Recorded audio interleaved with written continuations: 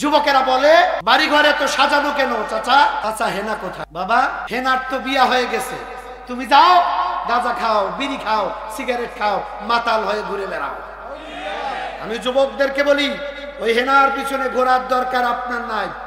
লেখাপড়া করুন, নিজের পায়ে দাঁড়ান, মানুষের মতো মানুষ করে নিজেকে গড়ুন। ওরকম 1 লক্ষ হেনার বাবারা আপনার বাড়ির রাস্তার ঘাস মারবে জুতা দিয়া, আপনার বাড়ি যাতায়াত করবে ঘটক নিয়া।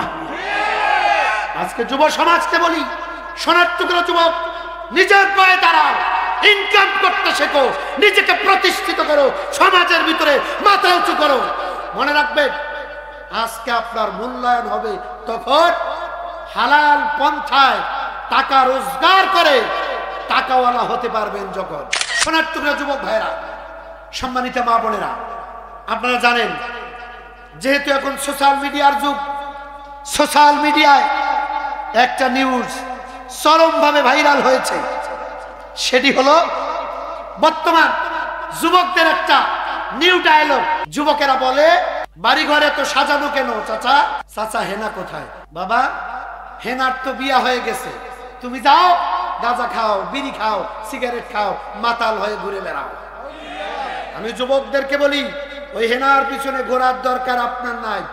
লেখাপড়া করুন, নিজের পায়ে দাঁড়ান, মানুষের মতো মানুষ করে নিজেকে গড়ুন। ওরকম 1 লক্ষ হেনার বাবারা আপনার বাড়ির রাস্তার ঘাস মারবে জুতা দিয়া, আপনার বাড়ি যাতায়াত করবে ঘটক নিয়া।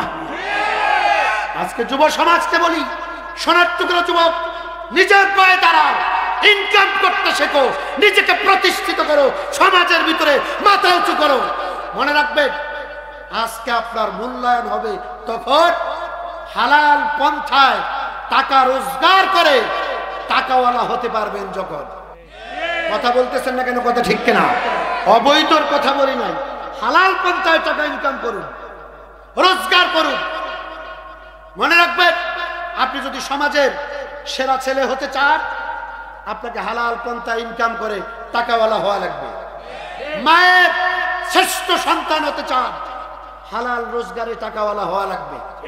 ভাইয়ের শ্রেষ্ঠ, বোনের শ্রেষ্ঠ ভাই হতে চান, স্ত্রীর কাছে শ্রেষ্ঠ স্বামী যদি হতে চান, হালাল পন্থায় আপনাকে রোজগার করে সফল পুরুষ হিসাবে নিজেকে দাঁড় করাতে হবে। অন্যথায় সমাজে আপনার আমার কোনো মূল্যায়ন থাকবে। সম্মানিত ভাইরা, এই সব ডায়লগ শোনার সময় আর আপনাদের নাই।